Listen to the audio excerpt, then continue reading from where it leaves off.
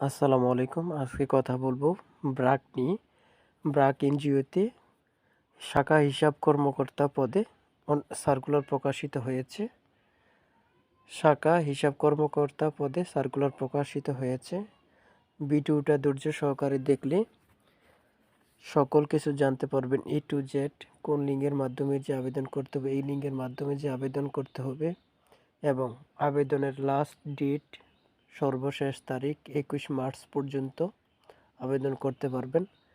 A to Z জানতে পারবেন। তাই বলতেছি, ভিডিওটা ধৈর্য সহকারে দেখার জন্য বলা হচ্ছে।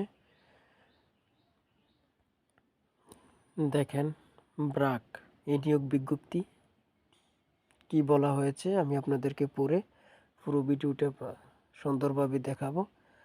এখানে দেয়া আছে, ব্র্যাক বিশ্বের সর্ববৃহৎ বেসরকারি উন্নয়ন সংস্থা।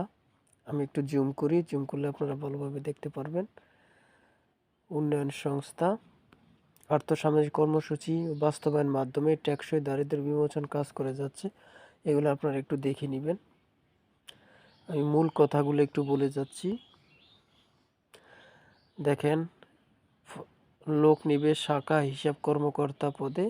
এখানে কার্য বিবরণীগুলো দেখে নেবেন এবং শিক্ষাগত যোগ্যতা আপনার যে কোনো স্বীকৃত শিক্ষা প্রতিষ্ঠান থেকে বাণিজ্য স্নাতক এবং শিক্ষা জীবনে সকল পরীক্ষায় 2 বিভাগ থাকতে হবে।